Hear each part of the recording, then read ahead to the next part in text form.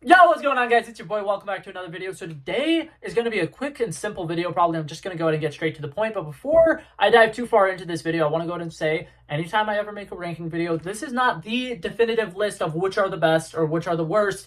This is just my list. And if you guys disagree with me, feel free to leave your list down below. I would love to have discussions about these movies. And I also just wanted to give a disclaimer. I'm going to be ranking all 5 of the Spy Kids movies. Some of these movies are movies that I grew up with. And I feel like a lot of times when you're talking about movies that have been around for a while, there tends to be some like nostalgia factors that kind of play into effect. So if any of my rankings seem a little bit biased, it might just be because certain movies came out at certain time points in my life and certain movies I've seen more than others. So now, with all that being said, we're going to go ahead and dive right into this.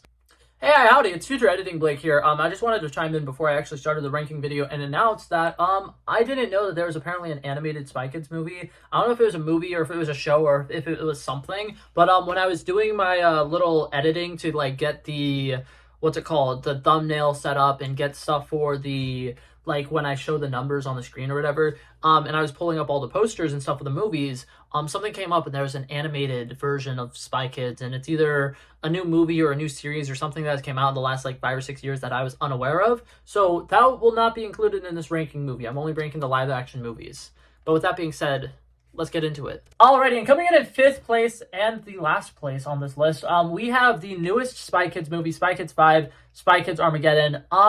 I don't know what it is about this movie. It kind of feels like a cheap remake of the same movies that they used to make, which is weird because those movies, if you go back and you look at them, they do look very cheap. But something about it is just very lame. I feel like they overused a concept that they used in the third Spy Kids movie by having them go into a video game. I think that the villain of the movie is kind of lackluster, and them ending the movie in a virtual reality type situation kind of killed any tension that they had in the movie. I think that there wasn't a lot of action sequences in this movie that were memorable. I feel like one of the only action sequences in the movie was a sword fight between the two parents and the main bad guy, and I feel like that's kind of one way where this movie kind of let us down a little bit, is the actual Spy Kids didn't have as much time to shine as the parents did in this movie, and I think that was kind of unfortunate. I do think, though, however, that those kids did have good connections with each other, and I definitely think that they had good chemistry as brother and sisters, and I think that if they make more Spy Kids with this movie group and this cast or whatever, I think that it has potential to be solid, but as it stands right now, I think that they weren't really sure what they were going for, so they played it a little too safe. And I hope that if they do remake more Spy Kids movies with the same cast, that they create cooler gadgets and they put them in like weirder scenarios, because I feel like this movie tried its best to be very grounded, and then with the third act, they just decided to put everybody in a video game, which just felt odd.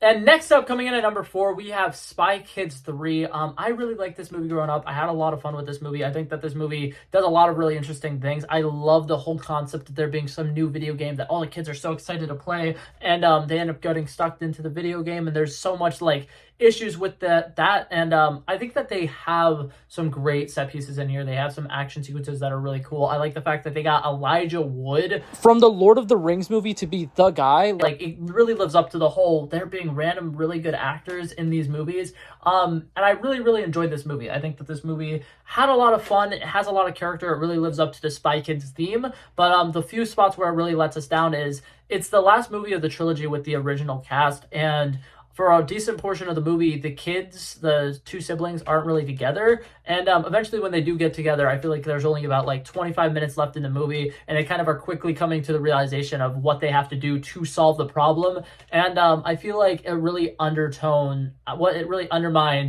the value of the relationship that they had formed throughout those movies, because by that time they were very much like the older sister was super caring for the brother, and the brother was maturing because of the older sister, and we didn't get to see as much of their relationship in this movie, and it's a little bit of a letdown. Coming in at number 3, I feel like I might get some backlash for how low on the list this one is, but we got the original Spy Kids movie. Right off the bat, I want to go ahead and say I love the concept for this movie. I love some of the opening stuff with the parents and how it's very mysterious, and how they slowly lay the groundwork for the kids finding out that their parents are spies. I think that a lot of that stuff is really fun. I think that this is a great origin story for the concept, and I love the like world building that they do in this immediately. They have them go to some kind of like safe house where they find a bunch of gadgets and gizmos, and there was a lot of really cool like high tech things that were very as a kid, you would watch it and you're like, I want all of those. They're amazing. They have interesting gadgets in this. I believe they introduced the uncle character in this, who is a whole lot of fun, played by Machete, I believe is how you pronounce his name. Whole lot of fun with this movie.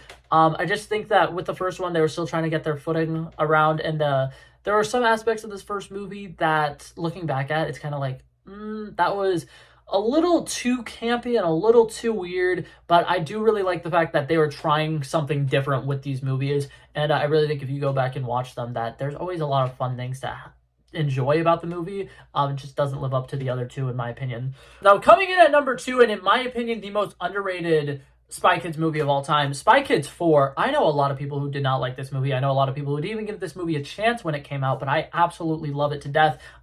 For one, the villain being somebody who's like a master of time and can manipulate time.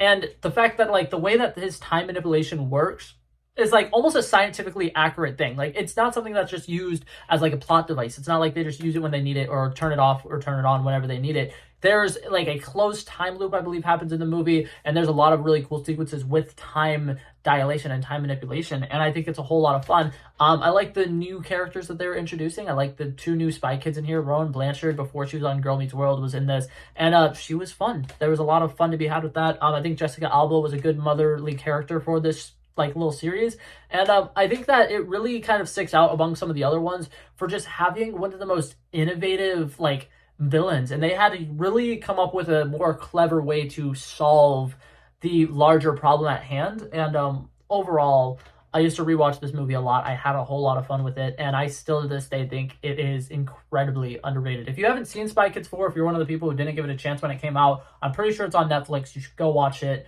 Guarantee you will probably enjoy it. Alrighty, but all that being said, coming in at number 1, we got Spy Kids 2. If you know me, you know that I am absolutely in love with this movie. There are still a lot of quotes from that movie that I use on a daily basis. Steve Buscemi in this movie is probably his best acting performance in his entire career. He says the quote, and I quote, "Do you think God stays in heaven because he too fears what he creates?" And I love it. I love it. It's such a great movie.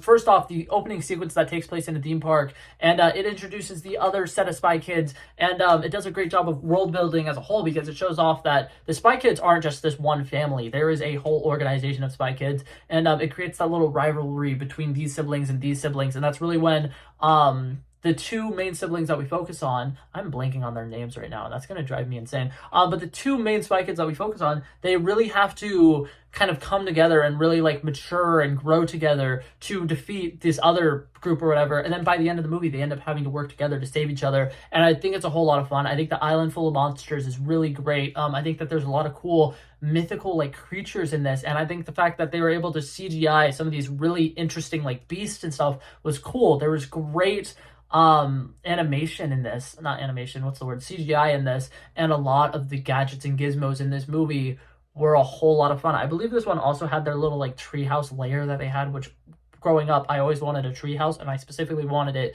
to be like a little like spy like cave or whatever, kind of like their bat cave, but for the Spy Kids. A lot of fun to be had with that movie. I will occasionally go back and rewatch it, and I still very much enjoy it. But that being said, that was it for this video, guys. Hopefully you guys enjoyed it. I love and appreciate you guys so much for coming by and checking this one out. I know this video is a little more sillier than some of my other ones, but I've been a big fan of the Spy Kids movies for as long as I've been alive, so it was hard for me to pass up the opportunity to make a video ranking them with a new one coming out. The new one wasn't as good as some of these older ones, but like I said, I could just be fueled with nostalgia. Maybe some of you guys who have a different take on it enjoyed this most recent one a lot more than I did. I would love for you guys to tell me things that you enjoyed about it. But like I said, I'm going to leave this video here. If you liked it, feel free to like or subscribe, and I will hopefully see you guys in the next one. Peace out. Bow, bow, bow. He wanted me to drop a verse, I did this. We planned a day, and then we did this. Wanna be in love with the girls with the kisses. Don't give a damn, I'll written this. I like this when I run the distance. I run a 5K, you go ballistics. I wanna live within the business. Buying more than what's on the clearances. You're getting big because I know you're a physicist. I wanna deny this shit, I'm unlimited.